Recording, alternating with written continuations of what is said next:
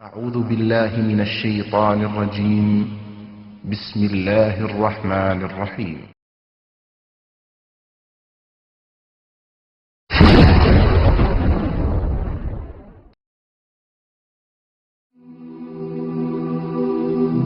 মৃত্যু এমন এক বাস্তবতা যার থেকে কেউ পলায়ন করতে পারবে না। প্রত্যেকটি প্রাণীকেই মৃত্যুর স্বাদ আস্বাদন করতে হবে। আল্লাহ তাআলা পবিত্র কালামে মাজিদে ইরশাদ করেন, কুল্লু নাফসিন যায়িকাতুল মাউত, প্রতিটি প্রাণী ওই মৃত্যুর স্বাদ আস্বাদন করবে।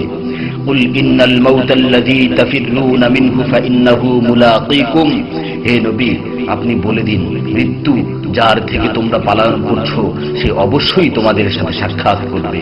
আইনামা তাকুনু ইউদরিকুমুল মাউত ওয়ালাউ কুনতুম ফি বুরুজিম মুশাইয়াদা, তোমরা যেখানেই থাকো না কেন মৃত্যু তোমাদেরকে পাকড়াও করবেই, যদিও তোমরা সূর্য দুর্গে অবস্থান করো। লিকুল্লি উম্মাতিন আজাল, ইযা জাআ আজালুহুম ফালা ইস্তাখিরুনা সাআতান ওয়ালা ইস্তাকদিমুন, প্রত্যেকটি জাতিরই মৃত্যুর জন্য একটি নির্ধারিত সময় রয়েছে। যখন সেই নির্ধারিত সময় চলে আসে তখন তার থেকে এক মুহূর্ত আগ পিছ করা হয় না। এই ক্ষণস্থায়ী পৃথিবী যাকে নিয়ে তোমরা স্বপ্ন দেখছো, এই স্বপ্নের পৃথিবীও একদিন ধ্বংস হয়ে যাবে। কিয়ামতের সময় যখন নিকটবর্তী হবে তখন আল্লাহ সুবহানাহু ওয়া তাআলা নিজের দায়িত্বপ্রাপ্ত ফেরেশতাকে সিংহায় ফুৎকার দেওয়ার আদেশ দিবেন। অতঃপর ফেরেশতা সিংহায় ফুঁক দিবেন, ফলে পৃথিবী ও পাহাড় সমূহ উত্তোলিত হবে, চূর্ণ বিচূর্ণ হয়ে যাবে, আকাশ ফেটে টুকরো টুকরো হয়ে যাবে এবং নক্ষত্র সমূহ ঝরে পড়বে, সূর্য তার কিরণ হারিয়ে ফেলবে, সমুদ্রকে উত্তাল করে তোলা হবে। সেদিন কিয়ামতের ভূমিকম্প ও কিয়ামতের ভয়াবহ অবস্থা দেখে সকলেই মৃত্যুবরণ করবে। আল্লাহ তাআলা বলছেন, ইয়া আইয়ুহান নাসু ইত্তাকু রাব্বাকুম ইন্না যালযালাতাস সাআতি শাইউন আযীম يوم ترونها تذهل كل مرضعة عما رضعت وتضع كل ذات حمل حملها وترى الناس سكارى وما هم بسكارى ولكن عذاب الله شديد।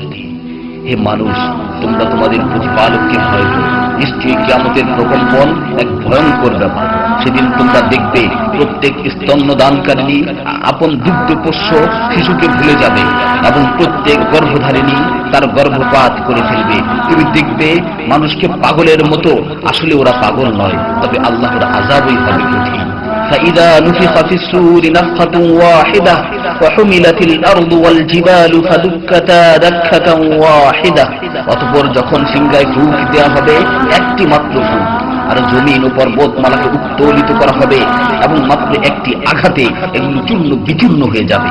ইযা সামাউ ফাতারাত ওয়া ইযাল কাওয়াকিবু ইনতাসারাত ওয়া ইযাল বিহারু ফুজ্জিরাত ওয়া ইযাল কুবুরু বু'সিরাত আলিমাত নাফসুম মা কদ্দামাত ওয়া আখখারাত, যখন আসমান বিদীর্ণ হবে, আসমান ফেটে টুকরো টুকরো হয়ে যাবে, আর যখন নক্ষত্রগুলো ঝরে পড়বে, আর যখন সমুদ্রগুলোকে উত্তাল করে তোলা হবে, আর যখন কবরগুলোকে উন্মোচিত করা হবে, তখন প্রত্যেকেই জানতে পারবে সে আগে কি পাঠিয়েছে এবং পরে কি পাঠিয়েছে। সেদিন কিয়ামতের ভয়াবহতায় আল্লাহ সুবহানাহু ওয়া তাআলা ব্যতীত প্রতিটি প্রাণী প্রাণ হারাবে। পবিত্র কালামে মাজিদে ইরশাদ হয়েছে, কুল্লু শাইইন হালিকুন ইল্লা ওয়াজহা, সেদিন আল্লাহর মহান সত্তা ব্যতীত প্রত্যেকটি জিনিসই ধ্বংস হয়ে যাবে। কুল্লু মান আলাইহা ফান ওয়া ইয়াবকা ওয়াজহু রাব্বিকা যুল জালালি ওয়াল ইকরাম, সেদিন জমিনের উপর যা কিছু রয়েছে সবই ধ্বংস হয়ে যাবে, আর শুধুমাত্র মহামহিম ও মহানুভব আল্লাহ সুবহানাহু ওয়া তাআলাই বাকি থাকবেন। তাফসীরে ইবনে কাসীরে বর্ণিত হয়েছে, যখন ইসরাফিল আলাইহিস সালাতু ওয়াস সালাম সিংহায় ফুৎকার দিবেন তখন সকলেই মরে যাবে। মালাকুল মাউত মৃত্যুর ফেরেশতা এসে আল্লাহ তাআলাকে বলবে, হে আল্লাহ, সকলেই মরে গেছে। তিনি জিজ্ঞেস করবেন, অবশিষ্ট কে আছে? উত্তর দিবে, হে আমার রব, আপনি, আর আপনি তো হলেন চিরঞ্জীব। এছাড়াও বাকি রয়েছে জিবরাইল, মিকাইল ও আরশ বহনকারী ফেরেশতাগণ। আল্লাহ তাআলা বলবেন, জিবরাইল ও মিকাইলেরও তো মৃত্যু হওয়া উচিত। মৃত্যুর ফেরেশতা মালাকুল মাউত বলবে, হে প্রভু, জিবরাইল ও মিকাইলও মরে গেছে। আল্লাহ তাআলা জিজ্ঞাসা করবেন, এখন আর কে বাকি আছে? সে বলবে, এখন আমি বাকি আছি ও আরশ বহনকারী ফেরেশতাগণ বাকি আছে। তখন আল্লাহ তাআলা বলবেন, আরশ বহনকারীদেরকেও মরতে হবে, তারাও মরে যাবে।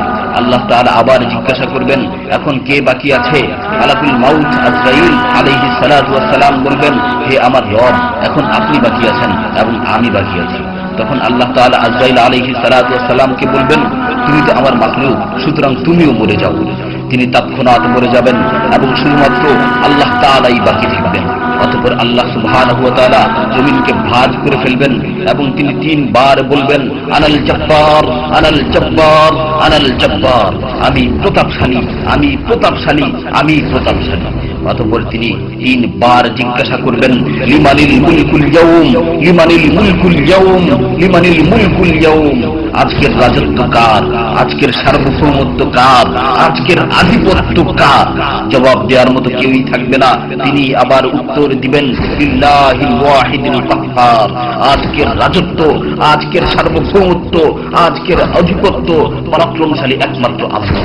ইবনে ওমর রাদিয়াল্লাহু তাআলা আনহু হতে বর্ণিত অপর এক হাদিসে ইরশাদ হয়েছে, কিয়ামতের দিন আল্লাহ সুবহানাহু ওয়া তাআলা আসমান জমিনকে ভাঁজ করে নিজ হাতে গুটিয়ে নেবেন। অতঃপর বলবেন, আনাল মালিক, আনাল জব্বার, আনাল মুতাকাব্বির, আমি বাদশা, আমি প্রতাপশালী, আমি অহংকারী। আইনা মুলুকুল আরদ, আইনাল জব্বারুন, আইনাল মুতাকাব্বিরুন, দুনিয়ার রাজা বাদশারা কোথায়, দুনিয়ার প্রতাপশালীরা কোথায়, দুনিয়ার অহংকারকারীরা কোথায়? তখন আল্লাহ তাআলা সুউচ্চ কণ্ঠে 3 বার জিজ্ঞাসা করবেন, লিমানিল মুলকুল ইয়াউম, লিমানিল মুলকুল ইয়াউম, লিমানিল মুলকুল ইয়াউম, আজকের রাজত্ব কার, আজকের সার্বভৌমত্ব কার, আজকের আধিপত্য কার?